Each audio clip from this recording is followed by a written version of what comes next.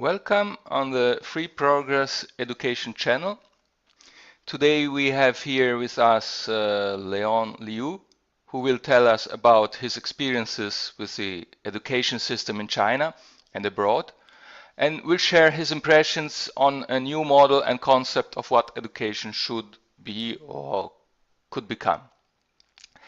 Leon Liu was born in China in 1976 and where he is actually living. He earned two master degrees in the US, in the United States, one in biomedical engineering and the other in computer science. During his computer science study, he did research on e-learning, which is also his thesis topic. Actually, he is working as a professional software programmer. According to his own words, Leon has been focused on learning and education for more than 17 years. Making real-life learning the mainstream education is what he has been working passionately on. He had a thorough study of what academic and industry were working on in the e-learning fields, but got disappointed and turned to the grassroots alternative education efforts in America, where he had learned tremendously from the practical experiences that alternative education in America has accumulated for decades. Through his long time of hard work, Leon is determined to combine the best practices and experiences of American grassroots alternative education with the technology of software and internet to make the real-life learning available to everyone. He fell in love at first sight with software programming when in his freshman year in college. He thinks that software programming is a bridge between the human and physical world, and through software programming, human beings can finally realize the great dreams people have had for thousands of years. He is founder and advocate of open source learning. Leon loves doing many things, such as playing soccer, hiking, fishing, or sports in general, and is also a long-time meditation practitioner. Those who are interested in what he's doing can check his website and blog. His website is at opensourcelearning.org and his personal blog at freestone.wordpress.com. We will place these links also in the description section below. So, dear Leon, welcome on the FPE channel. Yeah, thank you, Mark. Okay.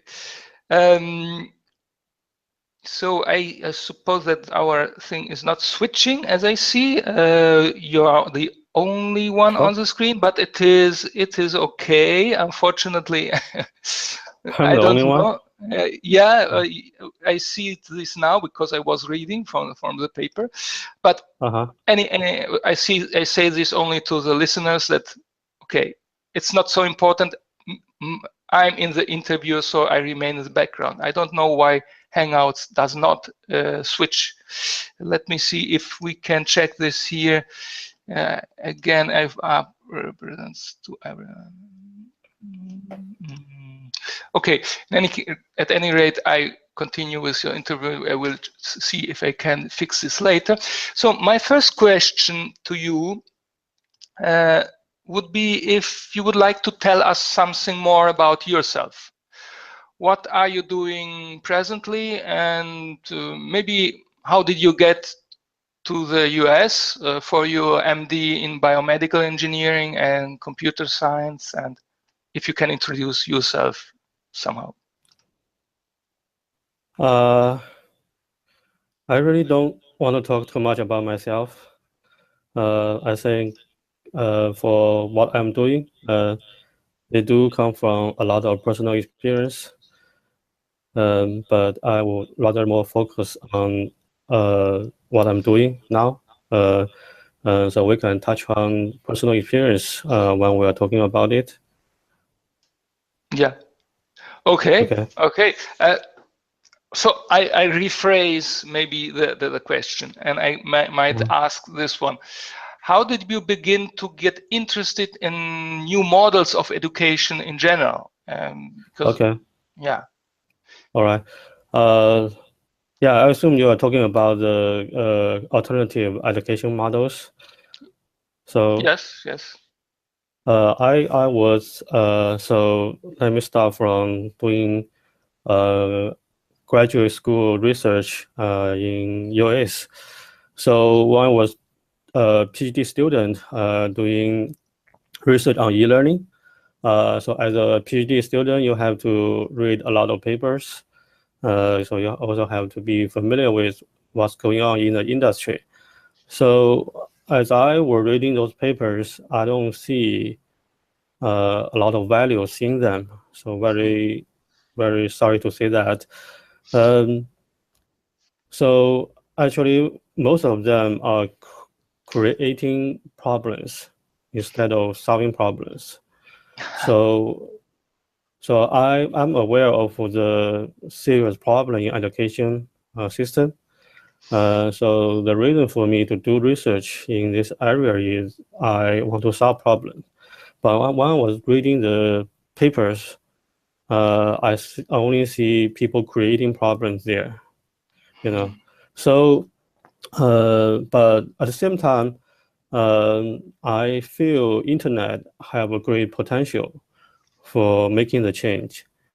So as I was disappointed, I'm trying to see like if there are any other alternatives. Also myself, I have like some thinking about what can be done and what should be the more a better model for education. So at that time, I was also doing some grassroots work in US. So such as like in community radio. So they have they have invited John Taylor Gatto to town to make a speech. It's fortunate for me to have this opportunity to attend his speech. His speech is long, 3 hours. Even some organizers complain it's such a long speech, and many people may not find it so interesting. It can be abstract, but I find it so interesting, and I'm so energized by his talk, and in his speech, I really found something I'm looking for. And he also mentioned Sonderberry School in his speech. So after that speech, the locals got energized, and they organized together to start some we call it learning exchange for youth. So Learning? they learning exchange for youth. Learning So change for people, youth. yeah. So they kind of exchange what they know what with each other. So they also invited Sunbury School teacher uh, uh, Bruce Smith to town. So the Sunbury School teacher he gave a speech in our library. So that's where I got to know more about Sunbury School Sunbury's model. So from what he described, I really feel that is the the perfect model for children. I realize it is a perfect model for children, and it's exactly what I'm looking for. Mm, The yeah. only thing is, yeah, the only thing is I want to expand it to adult for everyone, Yeah. not just for children. Hmm. So yeah, I think to answer your question, how I get to know about this new model of education. So that's the story, I think. Yes, yes. It's very interesting that you say, especially Yeah. the last thing that you said now, this idea to expand it to adults. So here maybe I have to Yeah. switch the image. Do you see now my image? I do see your image always. Okay, no, because I have switched Yeah. it manually. Okay. The last thing that you said, expanding this idea to adults, is also one of the main central themes that we are trying to put forward here too in the free progress education paradigm. I call it free progress education just because I tend to distinguish it from the democratic education, Sudbury Valley education models, because it tries to go beyond the education of children, but it expands also to adults. And that's something very, very important, and that's we certainly have very in common. And in fact, but yes, true also for me and for many others, the democratic education model was the initial impulse. And also, I think for many people, it was John Taylor Gatto and also other, and Summerhill schools and these sort of paradigms, educational paradigms.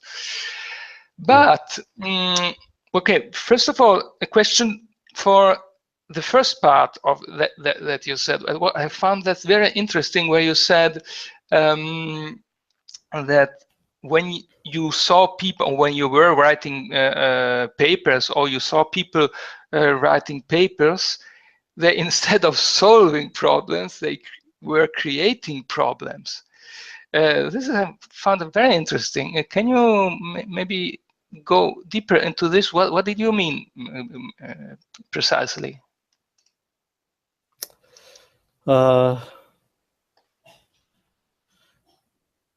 It's been a long time. I feel a little bit difficult to recall.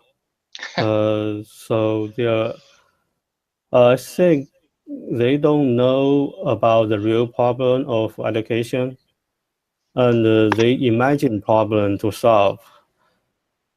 Like, yeah, for example, like I think they imagine people have problem like in a quite micro environment, just like reading or learning a quite small sequence, a very small part, a very detailed part, and they imagine people have problems there to like switching or yeah, I don't quite recall this. I don't think now But off the top I of my head. think you It's been a long already time. Yeah, said it's something all very kind of important. problem. Yeah. Yeah. Yeah, no, but you said something already very important, and that it fits also with my experience, that there are people who don't know almost nothing about the problems of education, and they believe that they are contributing to solve them. We have also a lot of pedagogues. There are the professional pedagogues who are not teachers, but are professors in university, and they have never taught one single day in their lifetime in a school. And then, however, they write a lot of books about education without having been never a teacher in a school. So this is, I think yeah, I think it's the similar things. Yeah. Yeah, I think it's the similar thing. I Yeah. felt already in the background here again. Yeah. I felt already in the background this idea, and this is quite common thing, probably globally, not only in China, but probably everywhere. Yeah. Yes, it's very interesting. So, okay, you say, I don't want to force you, but we already agreed on some question, and you didn't say no, so I tend to go back a little bit. If you don't want, it's okay, we can go over, but to a personal question, which was, what kind of anecdotes come to your mind as a school-aged boy, and in what sense are these relevant to the subject of democratic education or self-directed education? Yeah, there are many. So I think I will give a couple of them here. Yeah. Yeah, yeah, sure. Um, so let me see. Yeah, the first day I went to school, I noticed immediately it's so different from kindergarten. Mm. So in the school, I think it's especially so in Chinese school. So like in school, the chair and table, the desk, arranged like very like just from the front of the classroom to the back, and just one row by another row. Mhm. So it's arranged just one by one, and it's not. I mean, in US, it maybe it can be more flexible, in several circles, something like that. So, Yeah. but in China, especially in China, then it's like just yeah, just one row by another row. It's just very orderly, organized, arranged. Also like I mean, we first year school students. So I think the teacher want to give us some discipline to to change our behavior from kindergarten. It's like we have to put our hand before behind our back during the Ah, class. Uh, okay. yeah, so something like that. So uh, yeah, I brought some food to eat that day, and so I didn't know I'm not supposed to eat during the class. Yeah, yeah, So yeah, so I see all these things that just that's not free, and I don't see why, you know.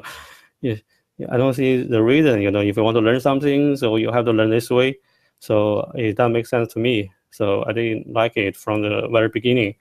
Um, so another story is so yeah, but anyway, my grades are good in school. Yeah, has been always like that. But in the like summer holidays, sometime I went back to read those textbooks, and I realized although I got good grade in them, I almost forgot all of them. yeah. I I know. almost forgot all of them. Yeah. So I was asking myself, if I was going to, am I going to forget all of them? So what's the sense to really put so much hard work into it at the beginning? you know so I was telling myself, in the future I'm going to read the textbook before every semester, and then decide for myself, what should be, you know learned in this book, because I do realize there's something that's valuable there. I think that's valuable, and so I can learn it. So i so that's what I did. So before every semester I will read the textbook and decide for myself, what I should remember after this semester, from this textbook. So that's what I do when I was having those classes. I focus on, what I think I should learn. You know, that's what I focus on. So I don't really pay too much attention to too much details. But at the end, for the final exam, for the testing, I pay a little bit attention to the format of the test, and try to memorize a little bit more just for the test. So you have Mm. a good score, a higher score. Yeah. But my focus really for the whole semester is what I have decided for myself, what I should learn from this book. So Mm. in this way, actually, the learning is much easier, because I don't have to remember every detail. I know what I need to learn. It's much easier, and I learn what I think valuable to me. And at the same time, my grade is still okay. But did you pass the Yeah, test when you were learning only what you liked? yeah, yeah. Yeah, you passed nevertheless. Yeah, Ah, that's interesting. yeah. Actually, I had always been like my score grade always like number one, number two in the whole school. So Yeah, okay. Yeah. Yeah, yeah, yeah. This is interesting because it is interesting that you say that you learned only the things that you wanted to learn, and nevertheless you passed the test. So probably it's a Yeah. it's a system that works. What if someone has courage and he is courageous and makes really what someone wants and doesn't listen to the others, one gets through nevertheless. And there is also another interesting anecdote that you told me. The one where in your holidays you read the textbook and you realize that you forgot everything. This is, I can confirm this. This is also my experience, and I even can say more that in my experience, I got passionate about the subject that I hated in school when I took it up for myself in the holiday, just for interest and curiosity. Suddenly, I fall in love with the subject, and this spoke volumes for me about the school system. And I like that you somehow indirectly confirm this through this anecdote. Okay, this was, however, your experience as child in school, correct? Or was it also in college? Have you perhaps something more to Okay. tell about the experience in college? Okay. Your voice has been like a little bit on and off. I'm not sure about my voice. Is my connection good for you? I hope your connection is okay. Yes, I hope that it Okay. is Okay. recorded. That's good. Okay, Okay. That's good. let's hope. Uh, so yeah, in college, I mean, I went to college in China and also in US.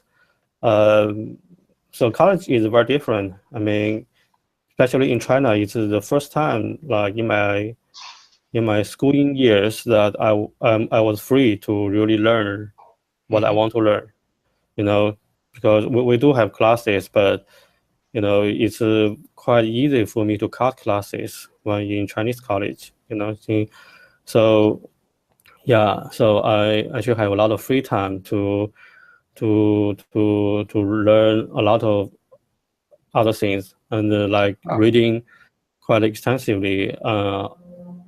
You know, novels, newspapers, magazines, all this, everything, everything that I don't know, I just try to learn it and try to absorb all kinds of knowledge. Also, like doing practice in outside campus, you know, selling stuff on street. Yeah. Um, so so I'm able to really just learn very freely while I was in China in college. But when I went to US for graduate school, then it's quite different. It's quite different in this sense, you know, because you don't have chance to cut classes, you know. There are always quizzes, and you don't know when there will be quizzes, and the quizzes will be counted as your final score. So yeah, so you have to be in the classroom every time. So it's very intensive, and there are a lot of like term projects. So you really have to put a lot of energy into it. Uh, so and also yeah, I think uh, school in United States are better in some other ways, like for example, like seminars. You know, the seminar are done very well. Also, like the professors mostly are really knowledgeable in his research area. So yeah, but if I compare, since we touch on this, I think just I spend a couple of minutes to compare Chinese education system and with US education system briefly, just what I have mentioned. So for China, it's like it's very hard work before college. You know, you have to work very hard to get a high score in the entrance exam, to get to Okay. good colleges. But Yeah. after that, it's kind of like, okay, you're now free, Oh, well, that's not bad. you're free. Yeah. And I so, would so for love that. me, yeah, it's really like the first time in my life I can learn freely, you know. God, this is wonderful. I come to Yeah. China. So, a lot of students didn't realize that, they just totally relax, it's kind of become,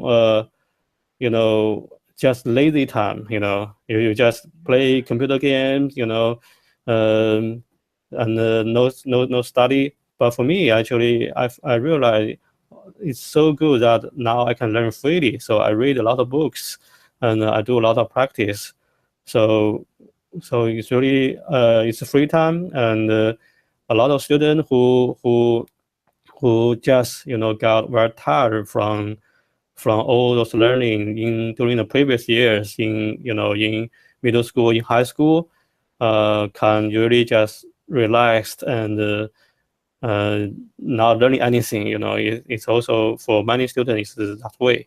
But for US, I think the logic is when you are in like primary school, secondary school, like middle school, high school, you should have more time for like learning other stuff, develop your interest, um, but when you're in college, you still like, for example, have a couple of years to decide what major you really want to learn. And but when you went to graduate school, it's the time you really have decided for yourself for your whole life what you want to pursue. Mm. So then the academic work become really very intensive, very intensive. This So happens yeah, when exactly? At what stage did you mean?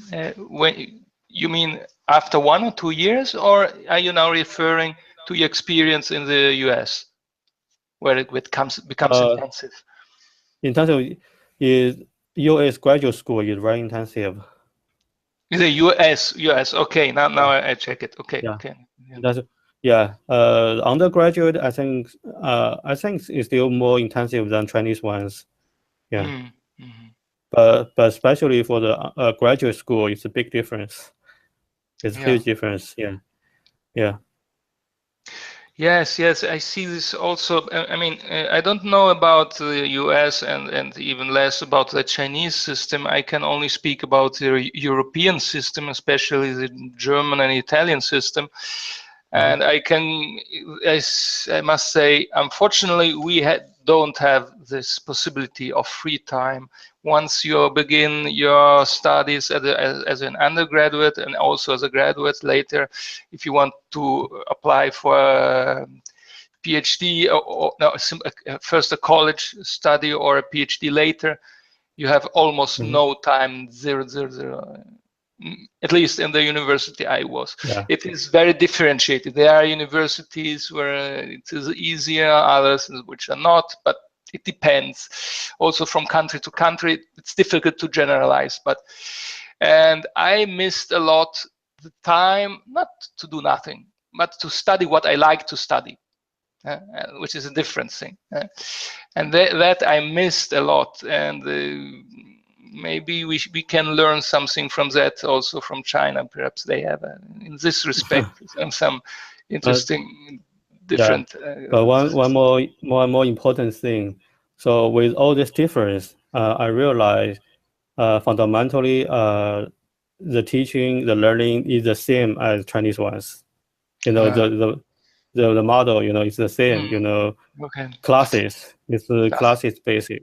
Yeah, you have to go to classes and textbooks and tests. It's Mm. the same. So although like I have two major in US, so for my first major biomedical is more like research like major, right?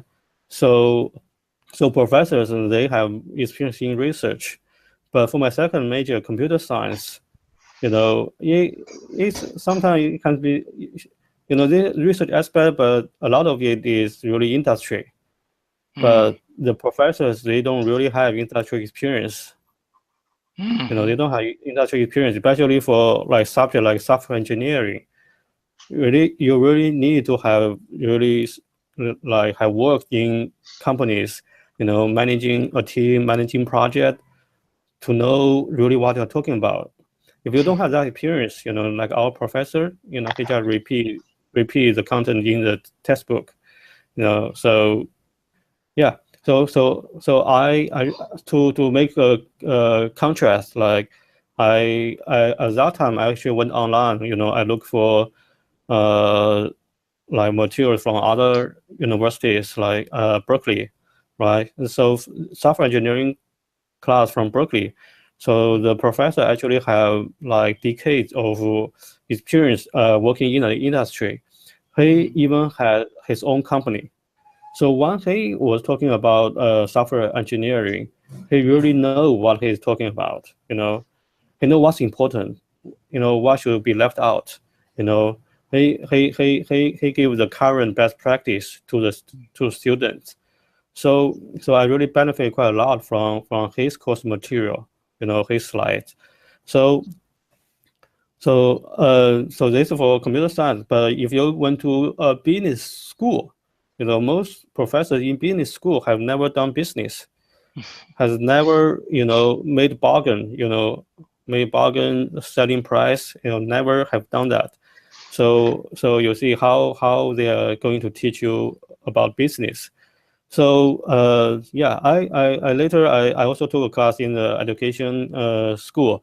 So the professor is famous, and he told us that it's a study that there are 90% of professors in U.S. college university have no experience in the field they are teaching. Yeah. So it's a big problem in US as well. That's a big problem with that class-based model, the conventional model.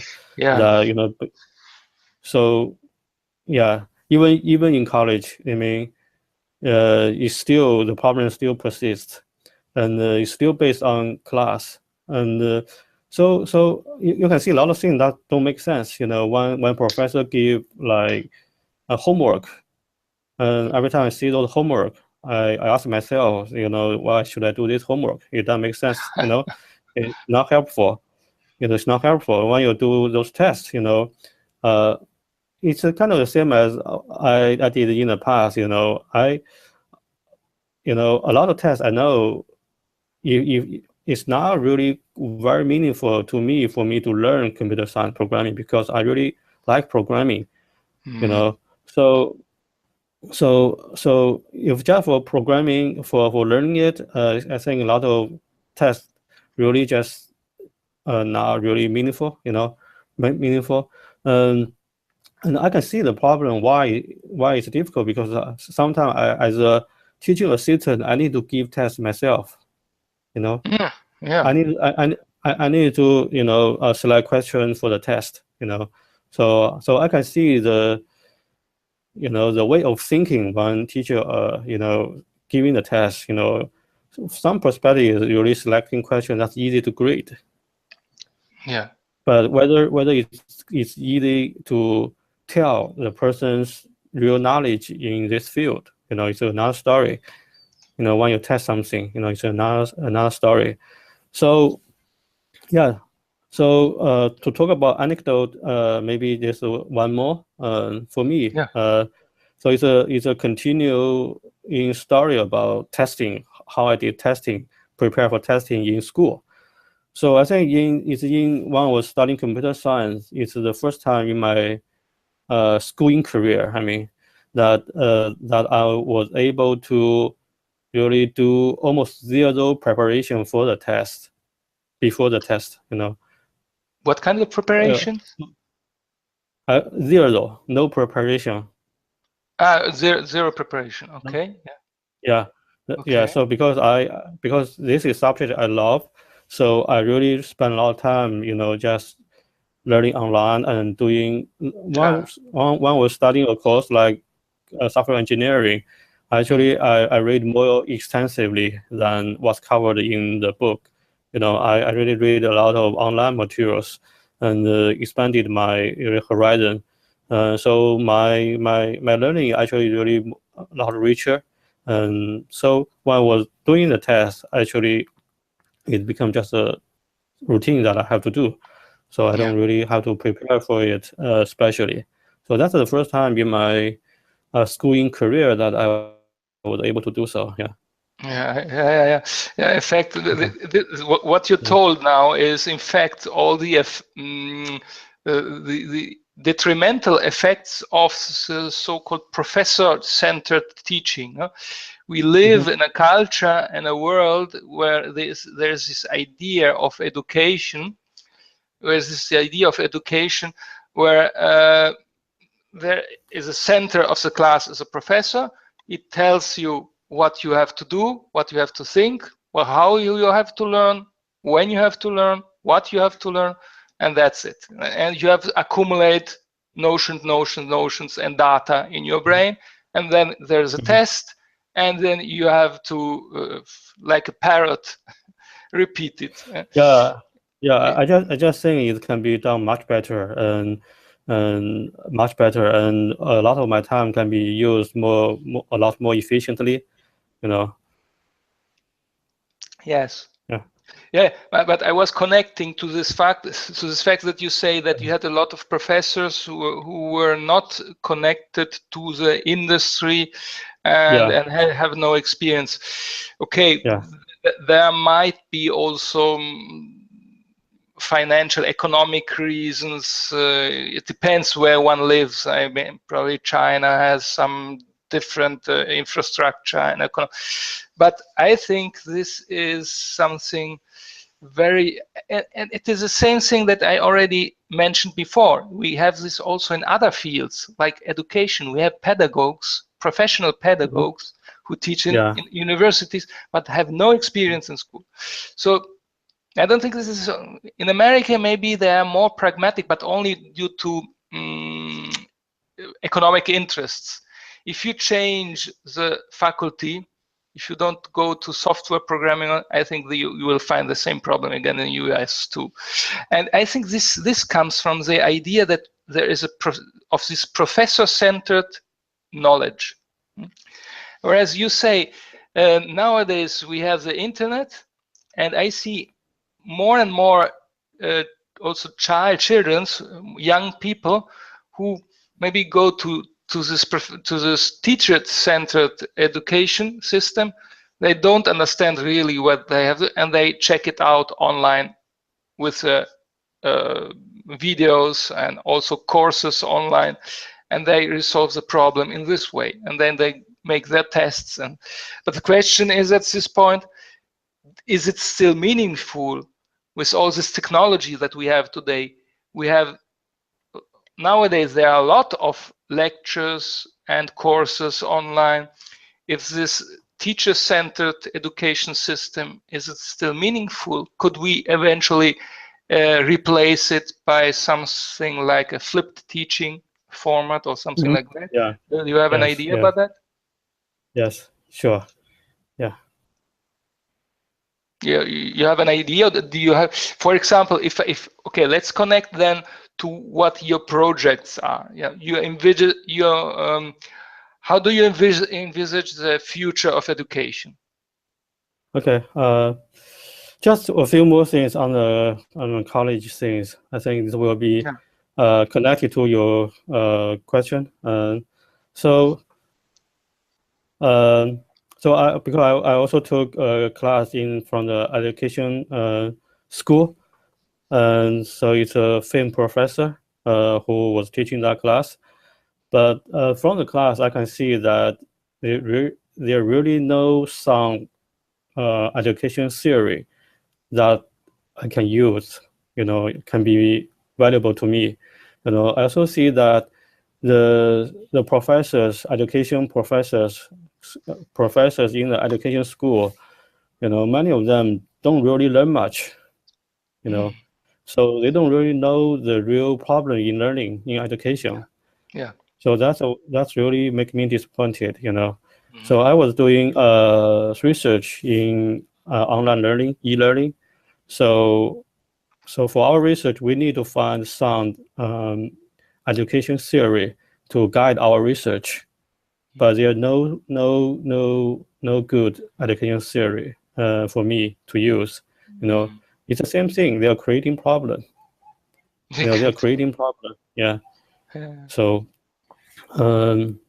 yeah, I probably don't have time to go to specific, what's wrong there and what their theory actually is, and what I don't think is not really making too much sense. So I don't really have much time for that, I think. So About what so theory? Theory of whom? just I don't think I have time to go to specific of A specific of the this. learning theory of Well, cover, let, okay. I mean, can you perhaps wrap it up in about 10 minutes? Is it about your education theory and how you envisage, um, and or you can speak about your project of education, which is, yeah, after all, a yeah, future sure. education paradigm, I suppose. Sure. Yeah, actually, I still had a quite fierce argument with that professor in the classroom during the class when he was talking about test. We think we have to have test.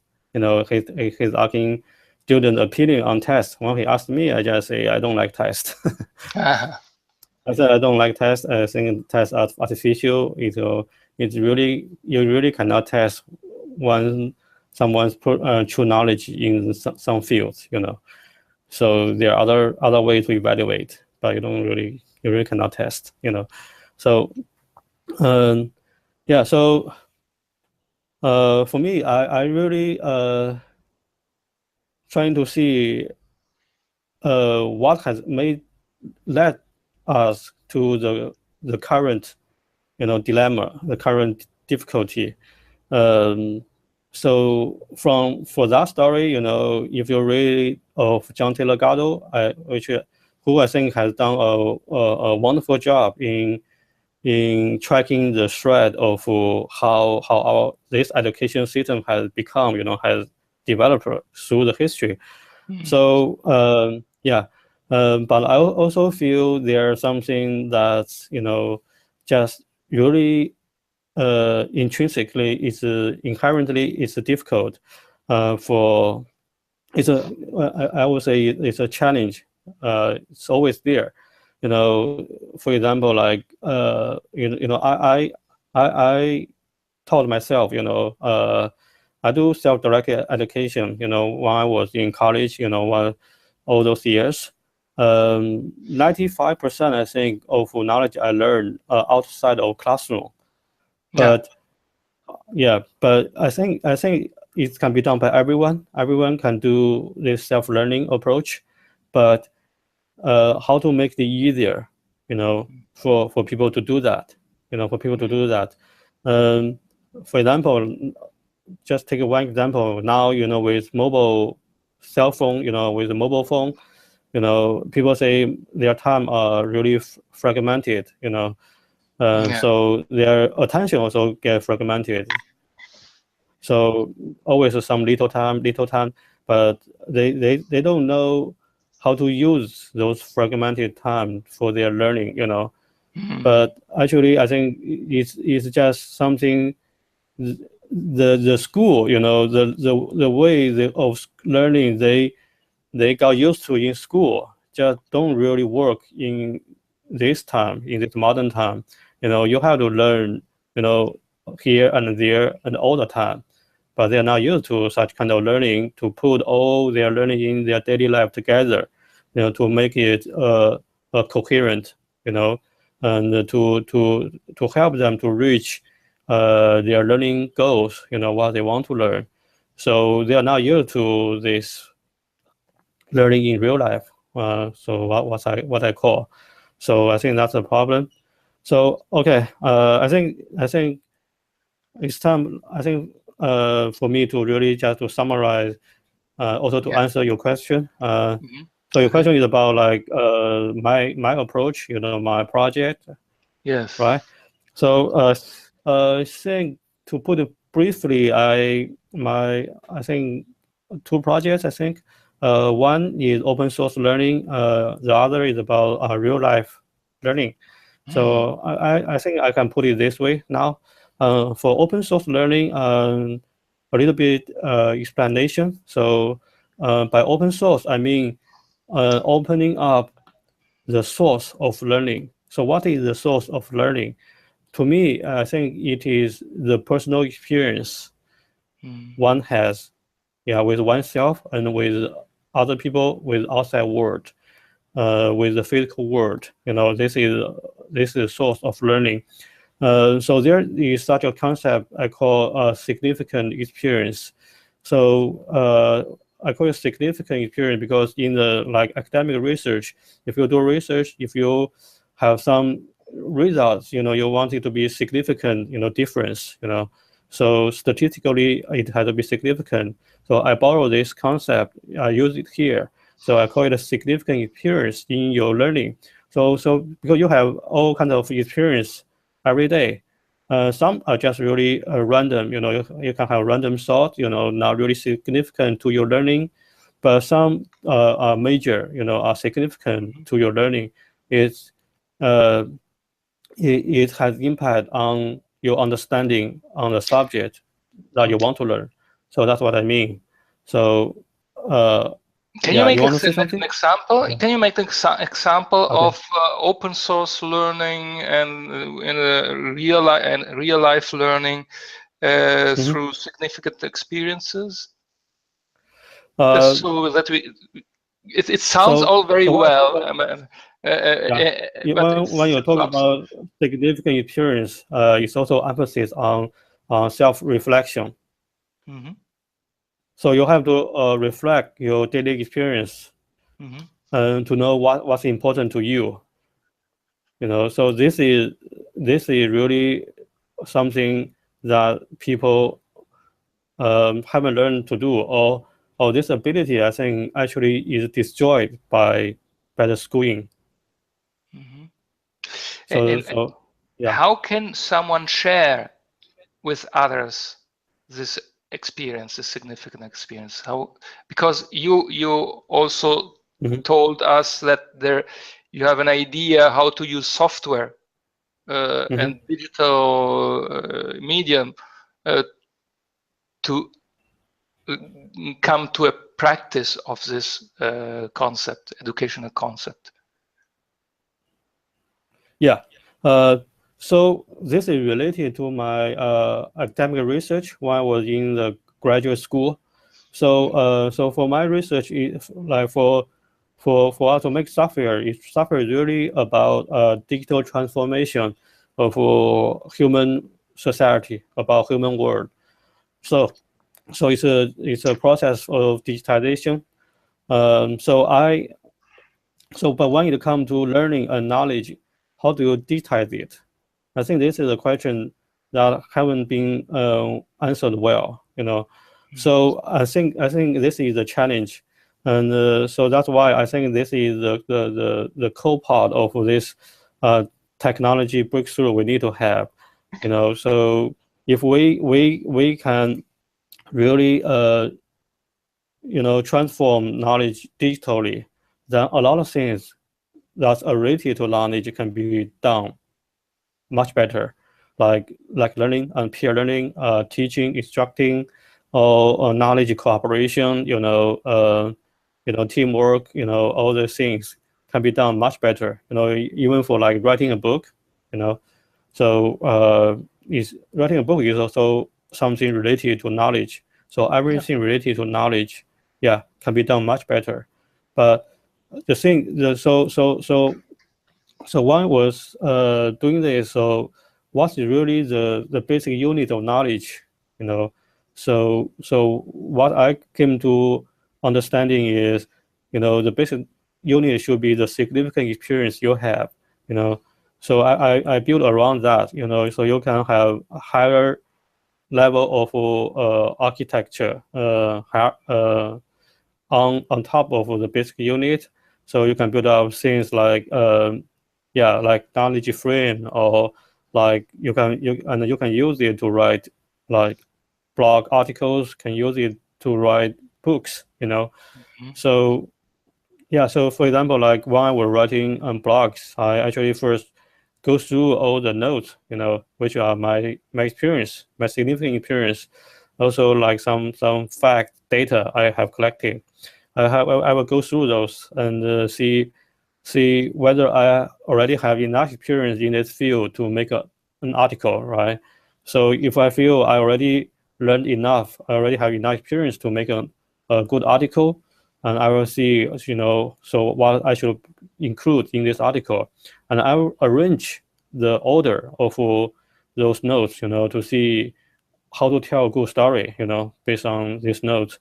Then I will, just use just the writing skill, writing.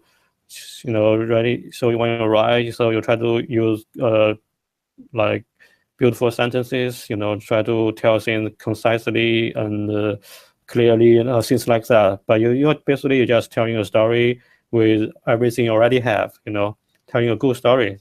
Then so this is the process of my writing. So but this writing process is actually come from my experience, and my experience is already recorded. Also it's ranked, by importance. It's also tagged by different fields, so I can sorry, um, yeah. So also by different tags. So I can browse by tags, and search and all the things. But So can you yeah, not do this already now, today, with the yeah. present technology? In what Uh, sense do you see this? We are still lacking something in this sense. uh, I think how to use this for our learning, Mm-hmm. and make this the center of our learning. Mm-hmm. Also teaching, instructing is Mm-hmm. what we lack right now. Mm-hmm. You know, so Yeah. example, for example, one thing is I'm recording my raw experience in learning, right? Mm-hmm. So after I record it, I make it into some kind of higher level structure, uh, knowledge, right? Maybe it's not an article, but it's just a higher level structure, right? That can be shared to other Mm-hmm. learners, or can be used for But teaching. if we Yeah. want to do this, Uh, shouldn't we build first of all a community of learners, and an organization, uh, a structure where these people can come together and know each other, and then this process of exchange of knowledge can occur. Because if yeah. you say it in this way, we can do this already now through the internet. We are just already I can share my Uh, experience with others. for uh, I think there are several aspect or layer of the story to answer you. So first of all, for people Yeah. who are really good, self learners, Mm, like you and me, who are really good at self learning, yeah, they can already do so on internet, right? But okay. whether they can do it better, whether this software can help them to do it better, Mm, they are all the software to make notes, but whether are those note making system sufficient for this kind of learning? So this is a question mark. It's a question mark. So yeah. so when I was making this software, actually, I'm not making the software for those people who don't know how to learn, who need to be taught. Not for those people who supposedly need to be educated. Mm, The word, how this word is usually used. They need to be educated. So you use, but I'm making the software for people who are really can learn by themselves, yeah. but to help them in this self-learning process. So that's one layer. So another layer is really a lot of people don't know how to learn by themselves. Yeah. you know so this kind of software can help them to get into this kind of learning, you know Mm, to uh, learn how to do self-reflection, through Mm. this software to reflect Yeah. daily, weekly, monthly, with the software. So to form this learning habit, which I think is very important. Uh, so yeah, also to learn the skill of self-reflection with the software. So certainly, you talk about like some kind of community that Mm. people come together. Yeah, I think that's also a very important part of this. I'm also thinking about it in terms of like learning centers. So I think that in the current stage, I think that will be more practical for that kind of software to be used in to be used as such a certain infrastructure in those physical environment in those learning centers. I think it's more practical at the current stage to Mm. use this way, because for now most people are now free learners, only Mm. very few. So to really cultivate free learning, to cultivate self-learning skills, you need those learning centers. Yeah. People come together. You know, so yeah. Just one more thing. I think just touch on the current stage of development of self-directed education. I think now there are more people, and because I have been in the field for like more than 10 years, 15 years, 17 years. So I can see the change. I think now there are more people who are advocating, talking about self-directed education. Yeah. The understanding might be on different level, but a lot of common practice have becoming well known, but still it's still within the circle. You know, it Mm. haven't really reached to the mainstream, to the Mm. public. So I think for that to happen, we do need something like learning centers. We have to have, yeah. Actually, I when I was reading your work, I think you put up a very good framework there, a very good Okay. framework there. Yeah, I think it's a very good framework. I think that can help the movement to really, Yeah. to yeah. I think we do need something like that to. I think it's important. Yeah. I think Yeah. make the yeah. I like very much your idea of Mhm, cultivating this idea of forming learning habits, as you said, because this is mhm, really because I also as a teacher or as a former teacher now, mhm, but well, not really. I'm continuing in another form now, teaching also still school children, school youngsters, and students uh-huh, in high school.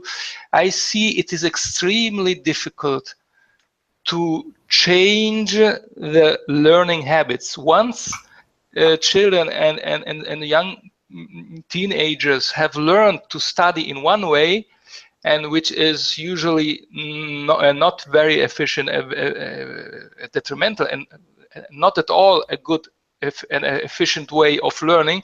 It is extremely difficult to change these learning habits. And I like very much this idea that you said we should do something to create and eventually this kind of centers where we can teach people not stuff, but to teach them how to learn. It is something about the learning of learning that we need.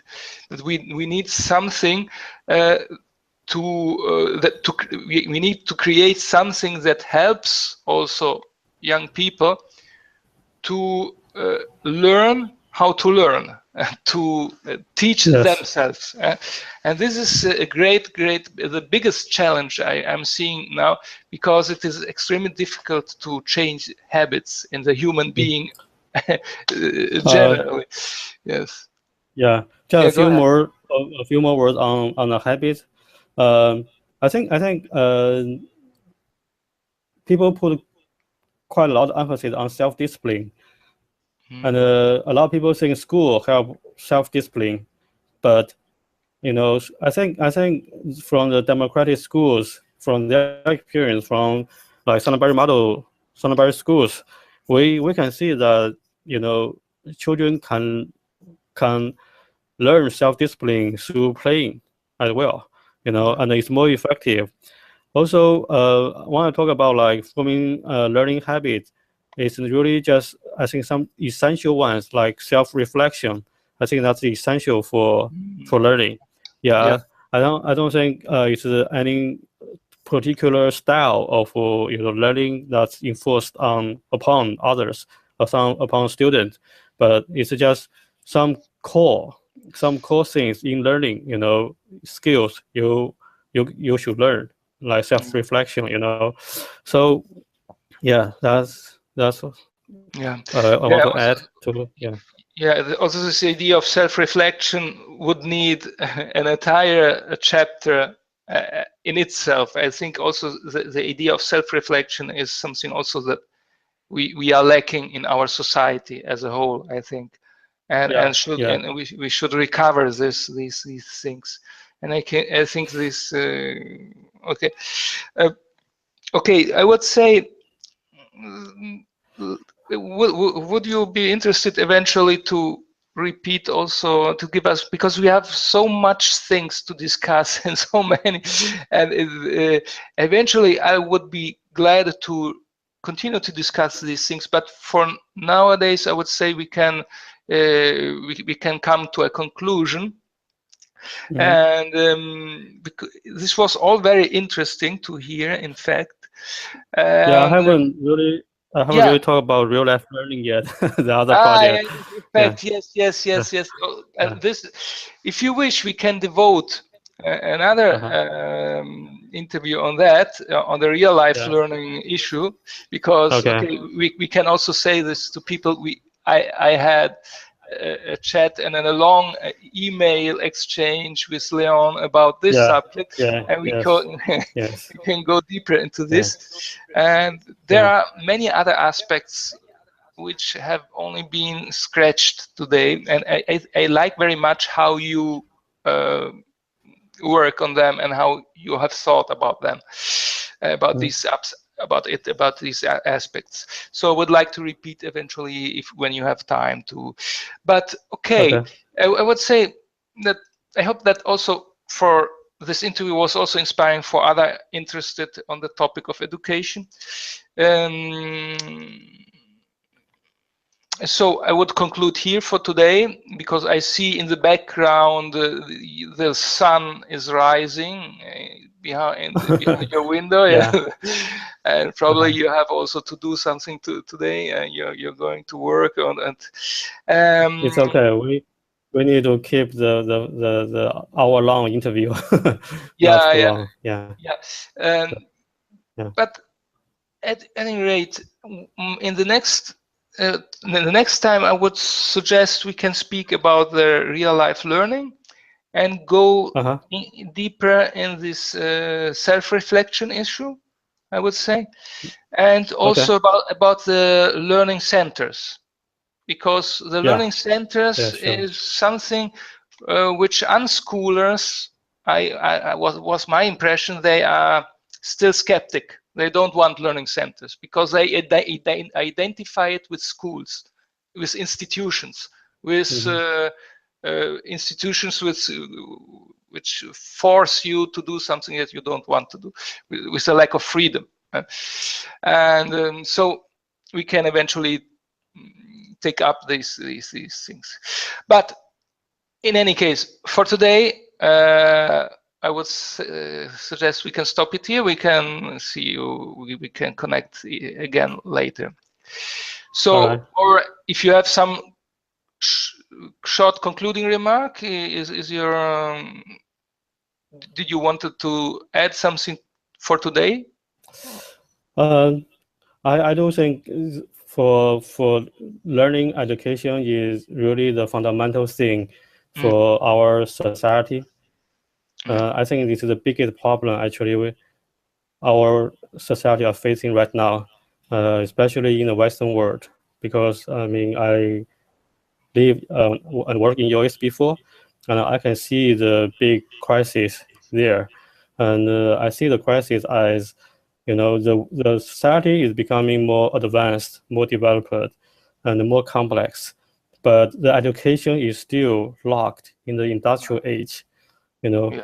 And we do need people to be more independent thinkers and more knowledgeable about things around them. I think this is vital for us for America, to really, to there are a lot of things that I think the modern technology and a lot of other things make it, we need to change the way, in terms of learning and organization, organizing, the way it all need to be changed, and we need a lot of invention in them. So only having a new model, a new learning with us, we are able to do so to accomplish such challenge. Otherwise, I think we probably live in a dangerous world. With all those wars, with all those Mm. nuclear weapons. So I think it's really vital. Also with the challenge of AI. Artificial intelligence. So I think all those are big challenges. When we're facing those challenges, really the real issue, the real problem we should have solved, a long time ago, haven't been solved. You know, so the resistance is huge, but I think we are making progress. Yeah. We like to talk about tipping point. I hope the tipping point is here soon. Yeah, Yeah. yeah. I think Okay. you made a wonderful Mhm. summary of the problem of Yeah. education in the modern Okay. world that we have to confront Yeah. now, and still too many people are not aware of. There are much more, as you said, there are much more people nowadays who are interested in this subject, but it is still not enough. It is still a minority, and there's still not that awareness that we need. So, with Mhm. this wonderful concluding remark, I thank you very much, Yeah. Leon. Thank you for having me. We'll, Yeah. I will be glad to repeat these things because you have put on the table a lot of things which are really worth deeper discussion. But for Yeah. today, Also, thank you for your really hard work for doing all this, putting things together. I know there are a lot of hard work at the back, you have to edit all those stuff. Yeah, I also thank you for this. Yeah. yeah, I had also many years of where I have accumulated experience and stuff and work as you have done. So, Mhm. uh, okay, thank you very much, Leon, Mhm. Yeah. and have a nice time. We'll see Yeah. us later. Okay. Bye bye. Yeah. I'll see you. See you soon. Yeah. Take care.